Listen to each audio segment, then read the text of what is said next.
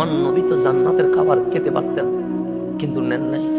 পাথর বেঁধে আছে, দন্দন মোবারক শহীদ হয়ে গেছে, রক্তে মাখা দাঁত মোবারক হাতে নিয়ে বলছে, আমার দাঁত মোবারক যে শহীদ হয়েছে, মৌলা তুমি রাগ করিও না, আমি রহমানের হাবিব বলছি, আমি মেনে নিয়েছি। তাইফের মধ্যে পাথর মেরেছে।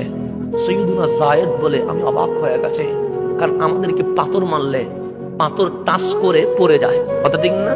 কিন্তু তাইফের মানুষ নবীকে পাথর মেরেছে, চার কোনা পাথর নয়, এগুলোকে আগে কোনসা কোনসা করছে। এভাবে করে যে মারে পাখি শিকার করার জন্য, ওইভাবে করে আমার নবীকে পাথর মেরেছে।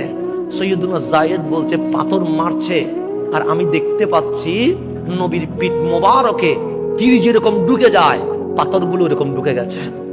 আমি দেখেছি। কে বলতেছেন? সৈয়দুনা জায়েদ।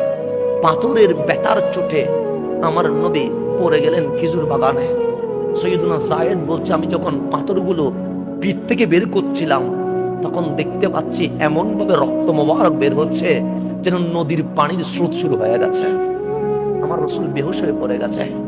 সেদিন সৈয়দুনা জায়েদ বলছে, আমি আসমান থেকে কান্নার আওয়াজ শুনতেছি। কিসের আওয়াজ? কান্নার আওয়াজ শুনতেছি। কেন? আসমান জমিন কাঁপছে।